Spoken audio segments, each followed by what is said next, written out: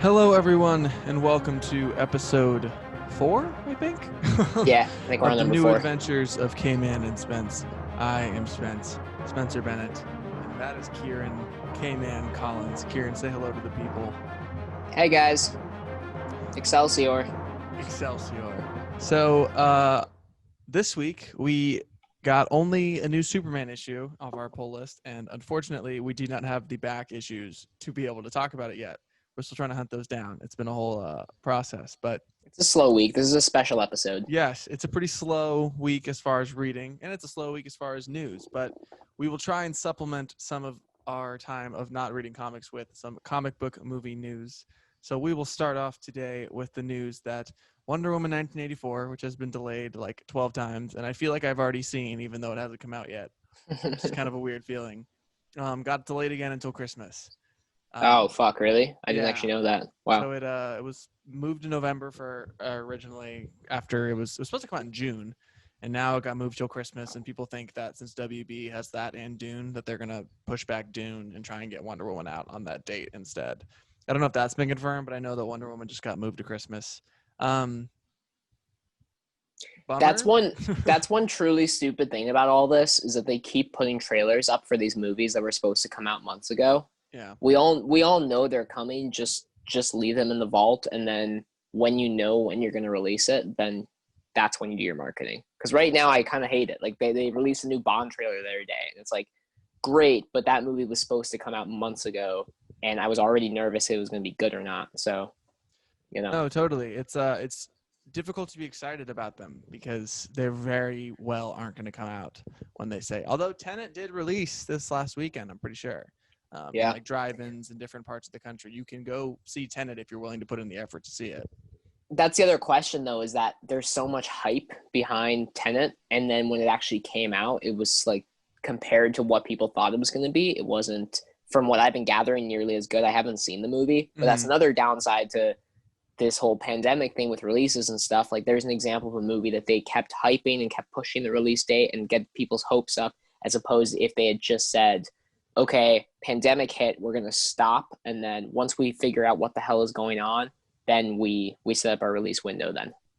Like honestly, everything just needs to be called off right now. Like I that's just that's the think put real answer. everything on an indefinite hold and stop doing trailers because I get that you're trying to still keep the conversation about your movie, um, especially in the case of like Wonder Woman because that is a very very expensive high budget picture and it's a sequel to a movie that most people love and was a huge hit.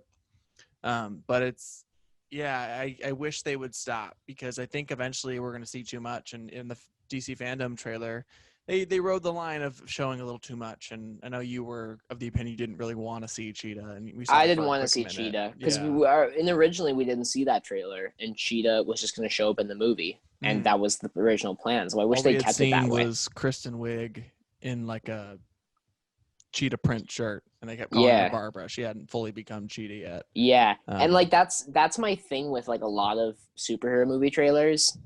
They've done a good job of like everybody remembers with Thor Ragnarok when they changed out locations and stuff, so they had the Thor smashing scene in an alleyway. But with that movie, I always think particularly how cool it would have been if they kept Hulk under wraps like before that movie came out the whole time, and there were like rumors of Planet Hulk, obviously, but if they had just been like super sketchy about that and stuff, and then Hulk shows up in that scene in the movie when you're in the theater, it would have been mind blowing. You can tell mm. watching it that that's how the script was originally intended. So I'm kind of tired of marketing ruining these movies a little bit, you know? Happens a lot. I mean, we rewatched Batman vs Superman like God, that might have been a month and a half ago. Time blends together, folks, during all this insanity. But Mm-hmm. I remember we were watching it, and it was either Jake or I said, the reveal of her being Wonder Woman in the picture with Bruce Wayne, like it plays like it's supposed to be like a big reveal. But in the trailer, we saw her like fully in the costume, and we knew who she was playing. Imagine if they didn't announce that Gal Gadot was playing Diana Prince. We just didn't know. We just thought she was this weird, elusive girl in the movie, and then all of a sudden, Bruce Wayne sees that photo of her as Wonder Woman. Like that would have been a huge, cool reveal. Like, oh my God, Wonder Woman's in this movie. Did they film Wonder Woman first, or did they film Batman vs Superman They first? filmed Batman vs Superman first. Okay, word, gotcha. Okay, I mean, it would have been difficult because you're filming a movie. It might have leaked at that point, but it could have been a very cool reveal that just kind of got No, squandered by a trailer. and definitely they could have. I feel like they could have definitely hidden that with the amount of green screens and like in studio stuff in Zack Snyder movies. They could have easily kept that under wraps. Just like make a pull a Star Wars, you know, Force Awakens, perfect. Would have been very, very cool. But yeah, we got to wait until Christmas now to see Wonder Woman. Will we even see it at Christmas? Who knows? Warner Brothers released Tenet. I don't know if maybe they're saying Wonder Woman's coming out regardless, and if it makes less money, to heck with it. Because Patty Jenkins is like firmly saying like we're not going to streaming. It's going to be in theaters regardless. So she's doing the Nolan thing. She's dying on that hill. What's the Deconstructed podcast, the Disney Deconstructed podcast, saying about Mulan and the release to video for $30? I thought it wasn't as crazily priced as people think it is, because a movie like a trip to the movies for like a family that's going to go see a movie like Mulan, it's going to be like $40-$50 when you count how many kids they have, snacks, you know. Yeah, it's a whole thing. We've both worked at a movie theater. We know how it works. We know how crazy people get with spending. Right. Some people will buy that. So do they release Wonder Woman or other superhero type movies like blockbusters on streaming services? What do you think? So I thought that like no chance until I realized how high Mulan's budget was, and it has the same budget as Black Widow. So I'm thinking maybe Disney will put Black Widow on Disney Plus for the extra price. It really depends how well Mulan's doing. I don't know. I haven't even looked into the numbers of it. That'd be cool. Yeah, I mean, if it does well, then sure, maybe.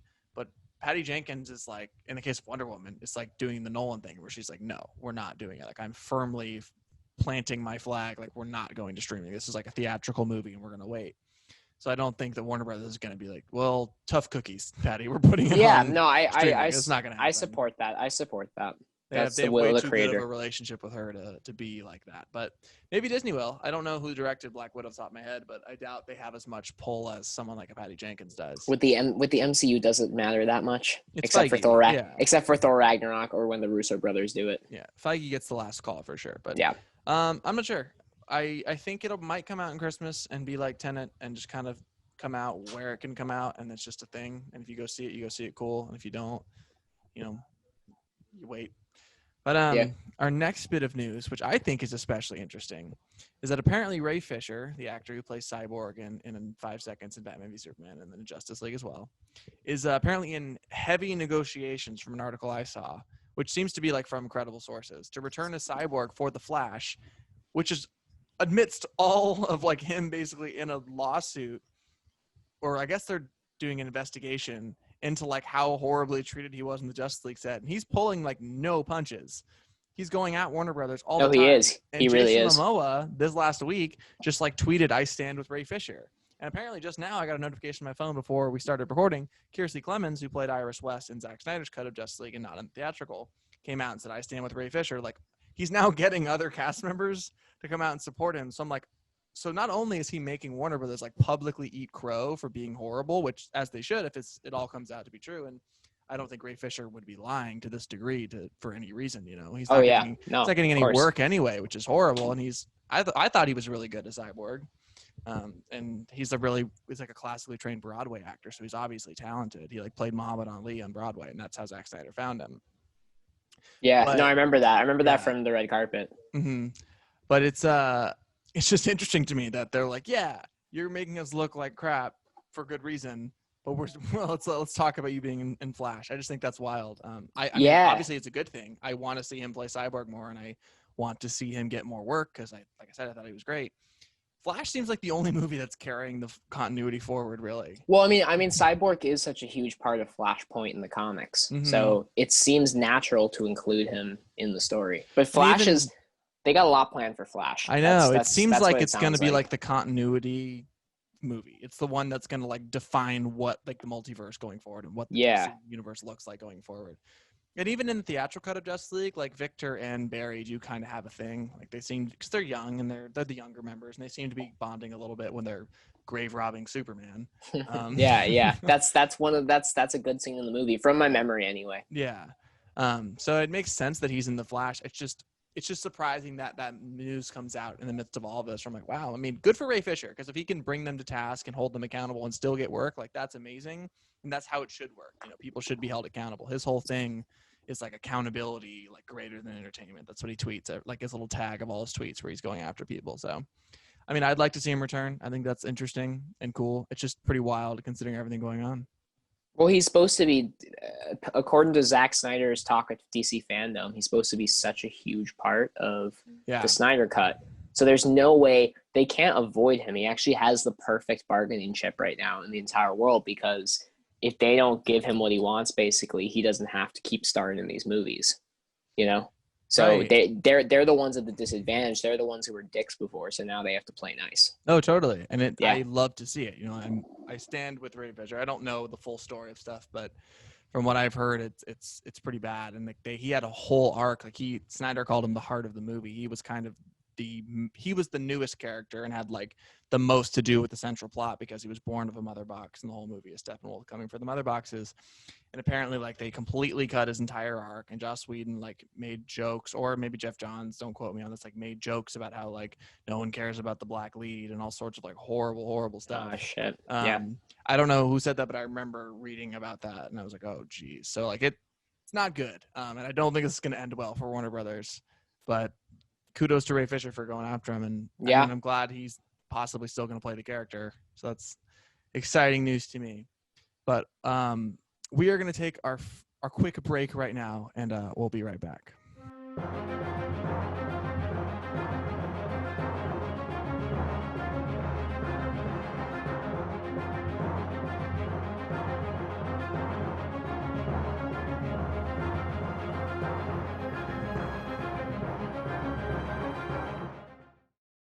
Hello and welcome back to the 4th episode of the New Adventures of K-Man and Spence. There was one news topic that I forgot to bring up before the break, so Kieran's going to touch on that now. Kieran, take it away. Yeah, so I only really figured out this was a thing a few days ago, but Comicsgate is like this sort of, it's a toxic fandom response to diversity and inclusion within comic books. And directly after, if you remember in 2017, I don't know if you know about Gamergate, but that was like a really big thing on Twitter. I've heard of it, yeah, it was just like a lot of people getting bullied online for it and stuff. And so I was just reading just now for researching for this, the Comicsgate started in 2018 originally. But anyway, so this label, they got their own label essentially. I think it was, I'm not going to say names I don't know, but like basically there was a Comicsgate label that was made, which was under the guise of like, these are going to be classic stories with no political agendas added to them, right? And of course it's going to bring in the most toxic of fans possible. And so they needed artists for this stuff.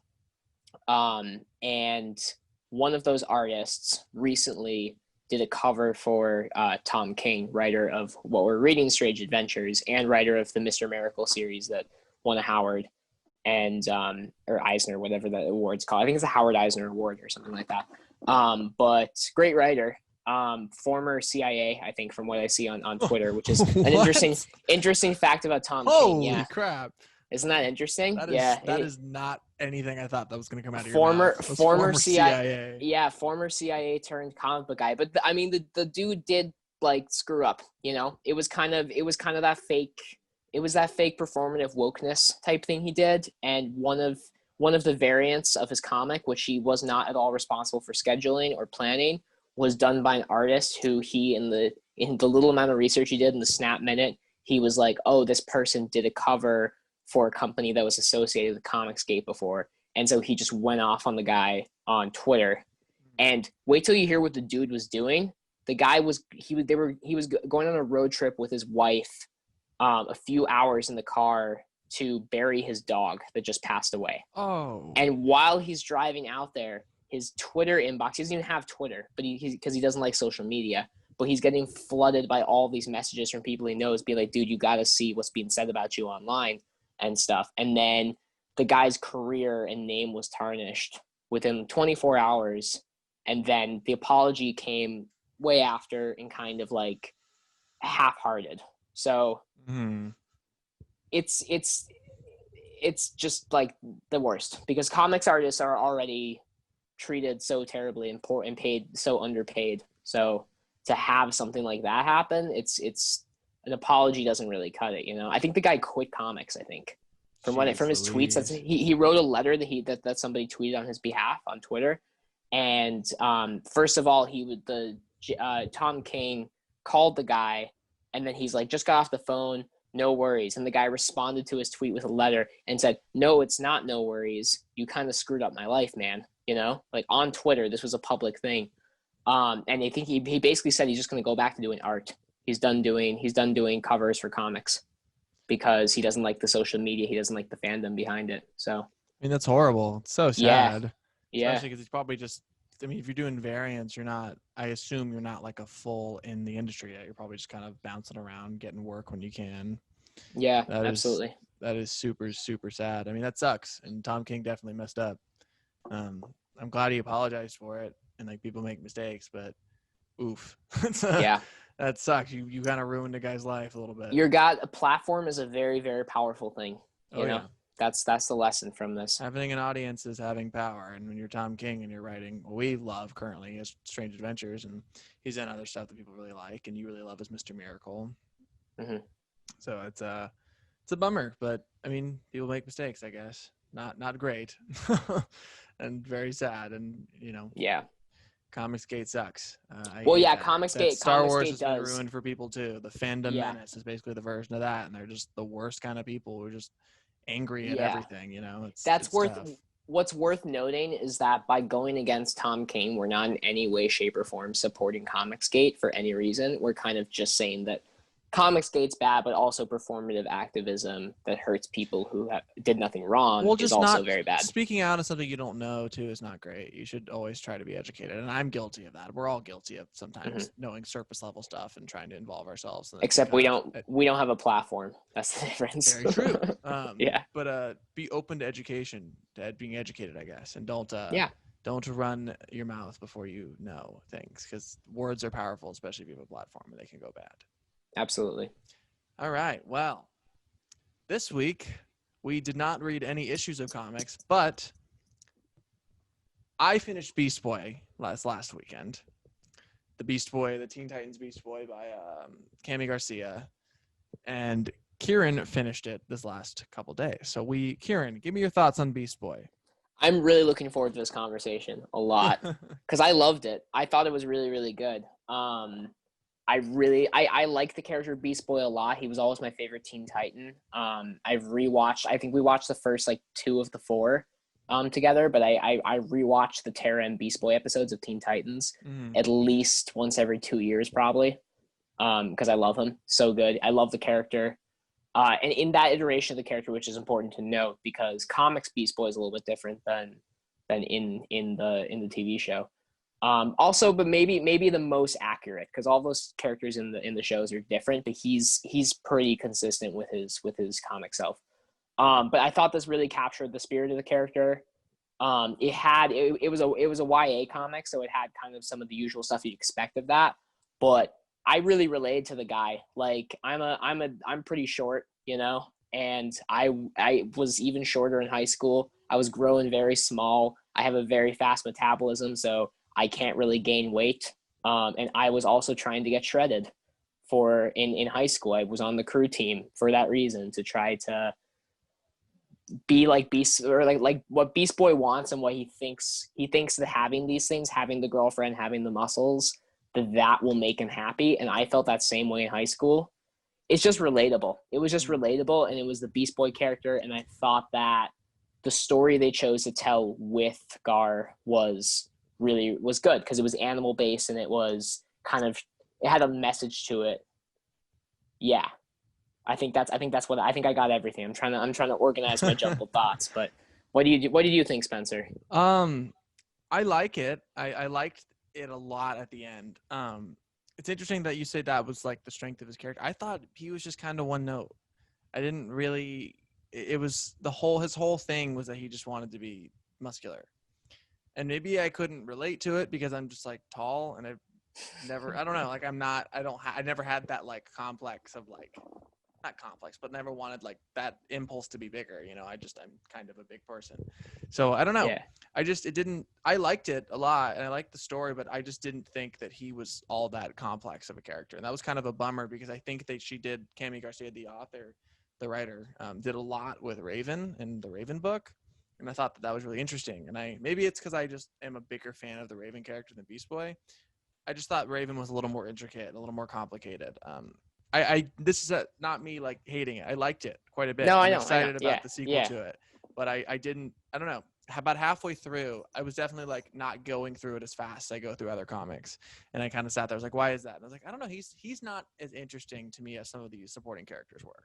The ending is crazy. Spoiler alert: when he like goes to meet Slade, which obviously is not going to be good, and so does Raven at the end of Raven, and you're just like, "Oh, all right, they're." And did you read the preview for the next issue? Yes. Yeah. It's really. I mean, I'm excited for it to I continue loved forward. the preview of Beast Boy Loves Raven. I Yeah. liked watching him strike out. He felt more relatable to me in those couple pages of watching him strike out. Yeah. Than him just like wanting for the rest I of the think book. And the way. That's just me though. Yeah, the way one of the things I think his arc was at the beginning of the comic, he's like with his two friends. One of them is this really tall, muscular dude, and the other one's this girl. And he eats hot dogs. I like Tank. Tank was fun. Tank was cool, and there was the gamer girl who was his other friend. She was my favorite character in the whole book. She was cool too, yeah. But when he was with them, he was like, "Oh, there's more to me than just the comic relief. I'm more than just a funny guy." And they kept saying to the car, "We're like, we know that. You just think that we don't know that, but we do know that." And then by the very end of it, when he's saying goodbye to them, he's like, "I feel like I've come into myself and I need to do this kind of thing." And he's like, and they're like, "We've always thought this of you all along." Mm-hmm. Like it was kind of about him gaining self-confidence.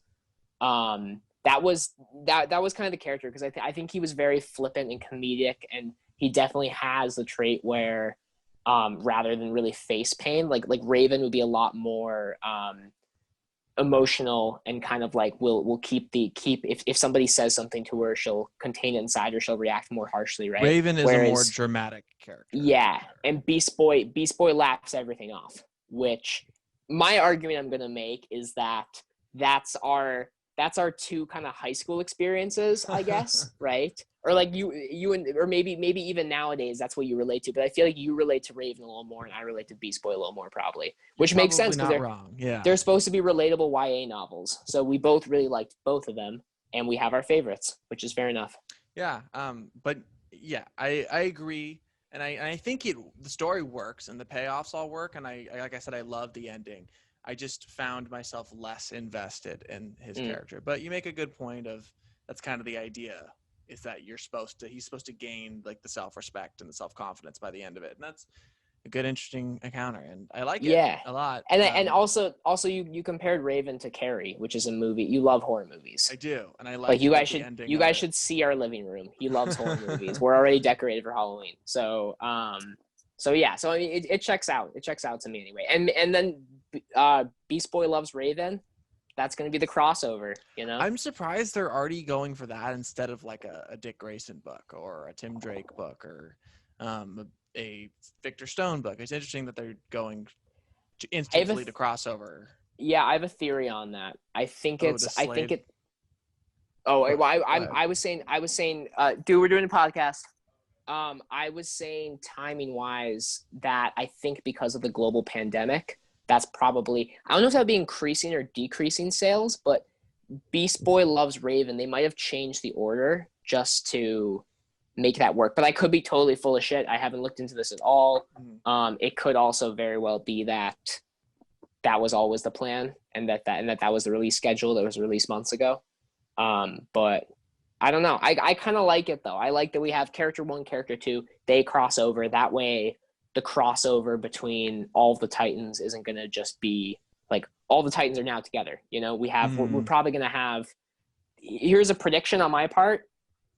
We had Raven, Beast Boy Loves Raven. Maybe next we're going to have Robin, Starfire, and then the two of them crossing over. Yeah, that's a possibility. And then part of me thinks that maybe Slade already has the other ones, and that we'll kind of just have them be there. And Beast Boy Loves Raven. I don't know, because he seems like he's recruiting all of them. Maybe they like captured Starfire because she's a full-on alien. Maybe that's like part of Beast Boy Loves Raven. I don't know. That'd be cool. Yeah, that'd be cool if they. I'd like that if they introduce them before they actually appear in their own comic. I definitely think they're going to do a Robin. They're going to do a Starfire standalone, though. I mean, I would love to read the Robin. I would love to read the Robin book. I I am a Batman fan, so I would Yeah, yeah. I'd love a standalone Robin, especially from this pairing of Cami Garcia and Gabriel Piccolo. His art is wonderful, and I wanted to make sure I Yeah, said his name on tape because he's a great artist, and I love the colors and everything too. It's his just beat the way he does the transformations is so cool. very And cool. especially there was one moment in there that was very clearly inspired by an American Werewolf in London. Oh, the transit When he turns into a dog. It was it's a bear, isn't so. it, or is it a dog? Oh, the bear. No. When he accidentally turns into a dog at one point. The bear does That's happen right. also, but there's the part. Spoilers, big spoilers for Beast Boy here. But also, I read this in like 2 hours, so it's pretty easy to get through. It's But a yeah, quick when read. he turns into the dog by accident, like the first time he does a proper transformation, and he thinks he's tripping. That's the American Werewolf in London Maybe part. Cami Garcia and Gabriel Piccolo are like old horror movies like me, and they're trying to tie in these characters with them. I think so. I think from what I gathered from I read the little bios before Beast Boy Loves Raven, like the foreword Mm-hmm. or before Beast Boy, and Cammy was saying that Raven was her favorite, and Beast Boy was what's the artist's name? Gabriel Piccolo. Gabriel. Yeah, Gabriel's favorite was Beast Boy. So that's probably why they started with those two. But I think also in her wording, in one of the letters, she was like, we started with Beast Boy and Raven. So the implication there for me anyway is that I feel like people who are fans of the other Titans would be disappointed. The question is, will Cyborg be in it though? Yeah, because he's been a member of the Justice League for many years now. I mean, I'd be interested in reading a book about Victor Stone, the football player, before and at the end of the book he becomes Cyborg.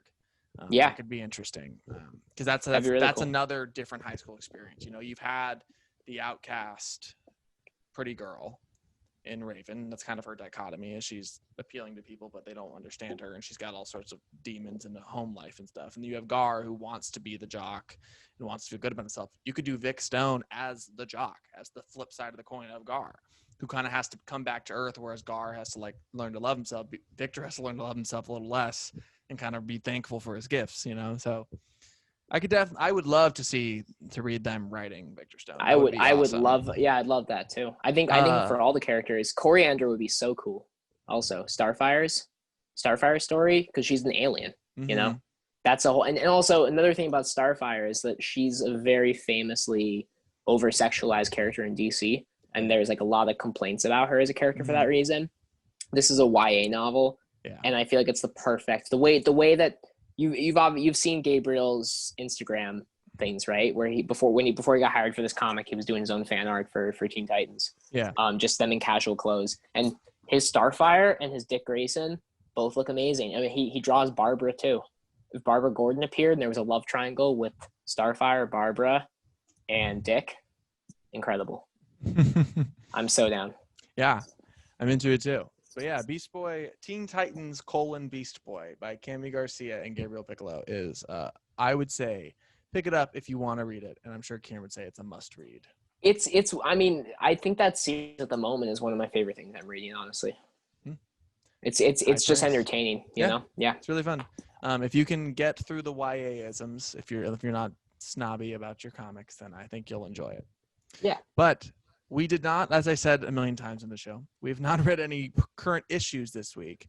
But Kieran has been giving me this idea for many weeks about wanting. Oh, do you have something to say?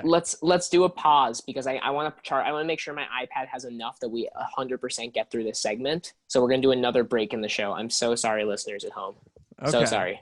We will do a second break here, and we'll be right back.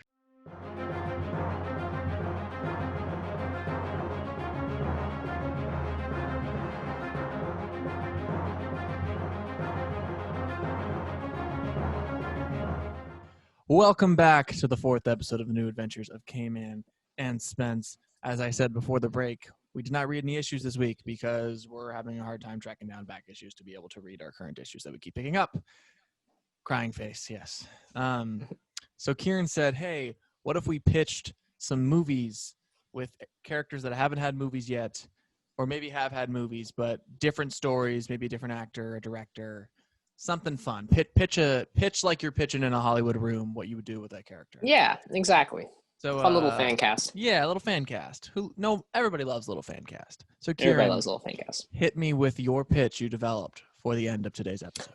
Okay, so I haven't said it on the podcast before, but I'm famously not huge on Peyton Reed's Ant-Man take. I like the first Ant-Man movie because of the Edgar Wright influences, but then Ant-Man and the Wasp kind of confirmed for me that the Peyton Reed elements were the part I really didn't like much about it. So I also love Paul Rudd as Scott Lang. That's a great casting. He's, I know, involved in the writing for Ant-Man 3, which is cool. I think Ant-Man 3 was announced recently or something. But I'm going to say for Ant-Man, I'm just going to do like my own little Ant-Man here. And my pitch actually ties into the MCU, which is cool. Yeah. So guess who I'm going to cast as? First of all, do you know Eric O'Grady? Are you familiar? Comic writer? No, he's a character. He's the third Ant-Man.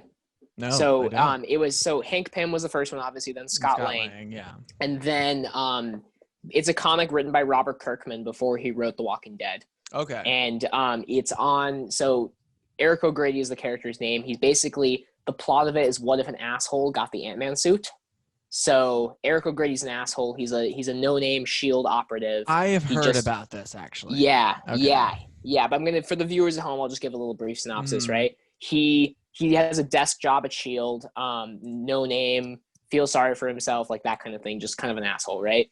And then he gets tasked with protecting Hank Pym's super suit, and then a bunch of villains overtake the SHIELD helicarrier, and like Nick Fury dies and some shit happens, right? And it's part of a bigger crossover, that thing. But in all the chaos, he's with his buddy, and they're like, we need to get out of here. And so the buddy's the more athletic guy, so he puts the suit on, right? So he doesn't really steal the suit; he's doing it for survival reasons. And then some villains show up and shoot his friend in the head, and his friend dies, who's been a character in the comic for 4 issues up until that point. And you think he's the main character, and then it goes, no, Eric is the main character, and he puts the suit on and shrinks himself, but can't figure out how to regrow himself, and so he's just wandering around the SHIELD vents for days, right? Anyway, so he ends up going out, he ends up stealing the suit, going on the run and posing as another superhero, like wearing Hank Pym's suit. He repaints it really badly and goes as like the Mantis or something like that. Works for Damage Control and has a relationship with one of the main characters of Damage Control. And then he's just an asshole. He also, at one point, the guy who dies, he was interested in his dead friend's girlfriend. And so when the friend dies, they're at the funeral and they're in the cemetery. And then they have sex on top of the friend's grave. That's how Eric O'Grady is. There's that. He also, the Damage Control woman, he's dating her. And then she's like, here, come over to my house. And she shows him her kid. And he just like walks out the door. He comes to terms with it later. And he disappears for a while. Then he comes back and says, look, I know we were dating a while and I disappeared and I'm an asshole, but I need to work on myself. Anyway, that's the basic pitch for Robert Kirkman's Irredeemable Ant-Man. They don't even print it anymore. So it's a hard one to get your hands on, but it's really good if you can get your hands on it. So my pitch for the movie, right? Do you remember in Avengers, the movie Avengers? Remember the part where Tony Stark, it's a very just kind of like offshoot line where Tony Stark's like, that guy's playing Galaga. Yeah. Galaga guy is Eric O'Grady. That's my pitch. We find that actor from the MCU movie. He's red hair. I've seen pictures of him. I've looked into this before. We bring him back. And we take this no-name actor who was an extra in an Avengers movie, and we put him as Eric O'Grady. And our plot, I wrote down some basic little plot points for it. So Galaga guy becomes Eric O'Grady, steals Scott's suit from an Avengers facility. He becomes, so that, because that works in the MCU, right? He becomes a wanted fugitive, and while he's a fugitive, he hides. He does the same thing he does in the comics and spray paints the suit really badly and pretends to be another superhero for a while. Like, no one will notice that it's just Ant-Man's suit, but nobody does notice, right? He's put on the minor league Avengers, basically, right? Like Captain America's little Avengers squad or whatever, although Captain America isn't the case anymore, but whatever the future of the MCU is. And then basically what I want the end of it to be, I'd want like Hank Pym to be the bad guy of it. That would be kind of cool, because obviously in reality, Eric is the bad guy because he's like a dick, right? He stole the suit that doesn't belong to him. But the other thing the comic does, so like there's that element of bad guy where it's like you're rooting for the anti-hero, so the people who are the good guys are all of a sudden not the good guys in this perspective or scope. But beyond that, there's also a whole bit where there's one of the shield agents who's tasked with hunting down Eric, and when he's making his escape at one point, he accidentally uses the burners on the suit and burns off half this guy's face. And so the dude has like this vendetta against Eric, and it ends with he's like a shield operative, and it ends with him having Eric tied up in a basement. Oh, and he's like, because he's just a sadistic guy, right? He's a psychopath who was hired by Shield for those reasons. ACAB, that kind of thing. And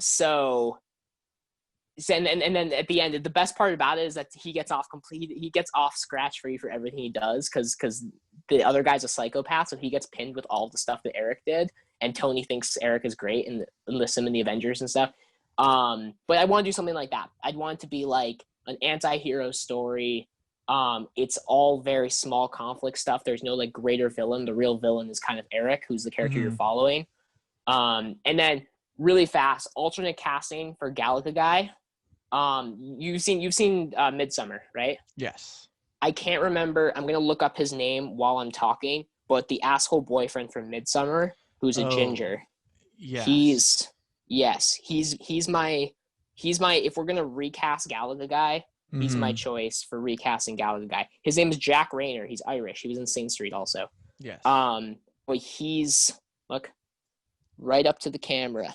That's my choice. That's my choice for Eric O'Grady. And then the girl from Damage Control. I don't remember what the character's name is, but I was thinking about it, and I would choose for the love interest Lana Condor. I think that's her name. The one from To All the Boys I've Loved Before. She was. I know what All the Boys I've Loved Before is. I haven't seen it though. Yeah, she was in Deadly Class. She's been in a few things. She's kind of like a hot actress amongst the teens, the youth of today. So she'd be a good person. She's a natural addition to put in the MCU, and especially because Damage Control was already implemented in Spider-Man Homecoming, that could create some cool concepts. So Damage Control does exist in the universe. They almost made a spin-off TV show for Damage Control for ABC. I did not know it was pitched, and it made it to like casting, and then they canceled it right before they started shooting because they were like, we're doing too much. I wasn't aware of that. Anyway, so there you go. Marvel, please hire me. That is one heck of a pitch, man. You thought that way more through than I thought my pitch. My pitch is very short and sweet, but I guess I'll do my best to fluff it up for you because that was. I mean, applause. That was a hell of a delivery. I would, if I was Kevin Feige, I would say, you know what? Give this man I'd do the Black Panther. Give this man a call. All I want is a Marvel one shot. That's all I want. One of those little short films. I could totally make an Eric O'Grady short film. I'd be so down. Sounds like it, man. Yeah, please hire me. So it's interesting that you talked a little bit about Peyton Reed's Ant-Man. I always thought that casting was interesting. You cast like a very known comedic actor in Paul Rudd, who's like older but still looks kind of young. Is a recognizable face in comedy and is kind of like a sillier take on the character because it's Ant-Man.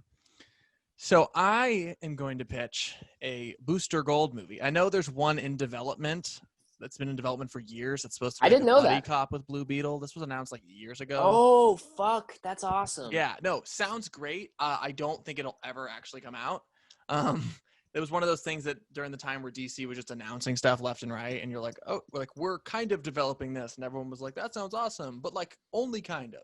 We're only kind of developing it. So this would be my take if they said, especially now because they're leaning into the multiverse and we're getting basically like Black Label movies and the Batman and then we had Joker. I would do like a full like R-rated like early 2000s comedy with Adam McKay directing Booster Gold. So you know who Adam McKay is. Yeah. Comedy director, all the Will Ferrell 2000s movies. He's also a really big comic book fan. You know that? Exactly. Yeah. Yes. So I'm pitching an Adam McKay like comedy movie with Adam Scott as Booster Gold. That's the guy from Parks and Rec. Yes. Right? And that's which one is he in Parks and Rec? Sorry, I haven't watched Parks and Rec. He's oh god, what's his name in Parks and Rec? He marries Leslie. Okay, gotcha. He's the good looking dude, but not like the he's not the he plays Derek in Step Brothers. He's like the medium good looking guy, not whatever that actor's name is who's super famous. And imagine like a Black Label like hard R like The Boys vibe comedy with like all sorts of crazy time travel and like multiverse crap with Booster Gold, with Adam Scott, not with full blonde hair, but frosted tips. I like fully it. leaning into like just because Booster Gold is a character. I know he has like a bunch of huge fans. And I think he's great, but it's pretty silly. It's a guy. Yeah. It's like Batman, but like kind of making fun of Batman. It's a guy Yeah. who's like powerful, but then goes back in time from the future and uses like his knowledge of the future to be a superhero, basically. And he's just athletic. Like that's Booster And Gold. he also like he very much represents the past's idea of what the future would be. Right. Which is a cool vibe nowadays because now we're modern and we don't see it that way anymore. But it's very kind of classic, you know. And I That's always great. liked the Paul Rudd casting as Ant-Man as Scott Lang. So I'm like, you know what? I'm gonna cast another similar guy like that for like a very like not like dumb, but like a big, silly comedy that's like adult is R-rated, like Adam McKay, Will Ferrell, early 2000s comedy with Adam Scott as Booster Gold is my pitch. Yo, what if they did a I'm trying to think of a comic example. I think the Fantastics is a team, right? A DC team. That's like kind of a comedic, semi-comedic team. Because the guy who plays John Ralphio on Parks and Rec, you know that guy? Yes. He voices Sonic. I was about to say he voices Sonic. That's my main credit I know about the guy. But he in previous years expressed huge interest in playing Plastic Man. That would be terrific. Yes, if you had a movie that was with Adam McKay's ability, like maybe a standalone Booster Gold and like Plastic Man or something, and then like just like bring together a real rogues gallery type team, but not quite the Suicide Squad. Right, that's like cool. A silly Justice League. Yeah, but like R-rated, because I want it to be like The Boys on Amazon, which I've only seen like an episode or two of, but like that vibe of like kind of over the top. And that's what you bring in Adam McKay, who directed like so many like, for me, like quintessential comedies of my youth that are over the top and dumb because they're Will Ferrell, you know. So throw in Adam Scott, who I think has been an underrated actor for a long time. He's a little old. He might be a little too old to do it, but like I think he'd be great. Yeah. Have him play like this hot-headed, arrogant asshole Booster Gold, who's like a total cocky shit, who goes back in time to try and impress people and seem cool. And then what if he gets shown up by a Plastic Man or by a Blue Beetle? And these people. And dude, Adam McKay would be so good at that, especially like since he's done the Will Ferrell stuff, he's done The Big Short, he's done Vice, and he's a huge part of Succession, which is that exact vibe of assholes who are like trying to prove something but have the tiniest dick in the entire world. Like that's kind of Booster Gold. That's always been my take on Booster Gold, who has been in a lot of great stories. We talked about Deceased last week. Booster Gold and Deceased is great. And I like the Booster Gold character, but I definitely there is part of everyone that has to acknowledge, you know, and there's a lot of his stories that are played for comedy where he's a dick. That's kind of his thing. He's like a Tony Stark Batman hybrid from the future who just wants to impress people. Like if you had a time machine, would you go back in time and use your knowledge of the future to be a superhero? Like, no. We're doing the same. The thing to do. The funny thing is we're very similar characters in these pitches because Eric like spies on people in the shower and stuff. You know, he totally abuses his powers, and in the same way, people abusing their powers. We need more of that in comics, honestly, because that's realistic. If no one was watching us, that's what more people would do. That's what I would do probably, honestly. You know, like I'm not a saint. Right.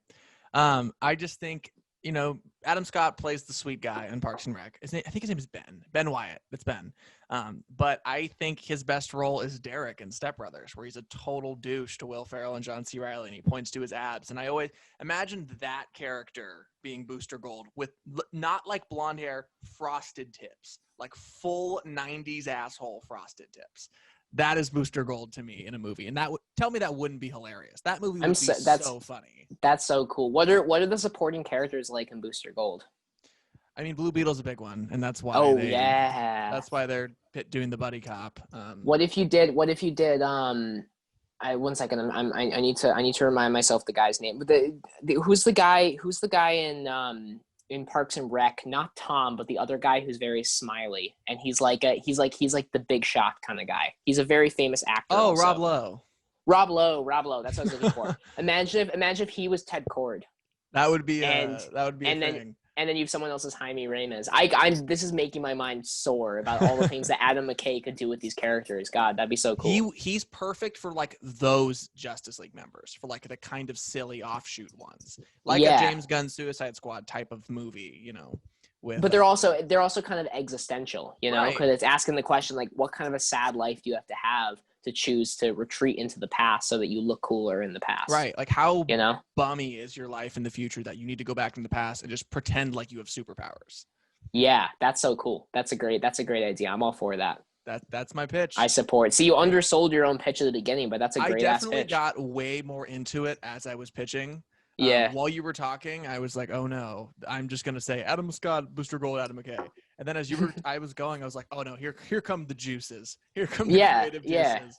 Yeah, exactly. Warner Brothers. I live in Orange, and I will take check, card, or cash for this Booster Gold pitch. Honestly, or just let him write the whole thing. Or just let me write it. He'll do it. He'll be very stressed out for a few months, but he'll figure it out. Warner Brothers. My DMs are open. Spencer J. Bennett on Instagram. Look at the poster behind him. Come on. Look at that. Come on. Do it. It, Warner Brothers. Do it. Do it. But since we've concluded with our pitches, I think we are out of time and out of topics. So thank you so much for listening to the New Adventures of K-Man and Spence. If you liked the show, you can check us out on Anchor, anchor.fm/the New Adventures of K-Man and Spence. You can also tell a friend about our show and help our small community of of comic fanatics grow. That was a slip. Again, thank you. It happens. But thank you for listening, and we will see you next week. Writing and producing for this episode of The New Adventures of K-Man and Spence was done by myself, Spencer Bennett, and my co-host, Kieran Collins. Editing was done by Spencer Bennett. Our logo was created by Spencer Bennett. Our music was composed by Brandon LaBelle. This show is a proud participant in the Deconstructed Podcast Network, complete with the Disney Deconstructed Podcast, unofficial experts with Preston Moore, Baby Shakir political discussion, and of course, this show you listen to, The New Adventures of K-Man and Spence. The link is in the description.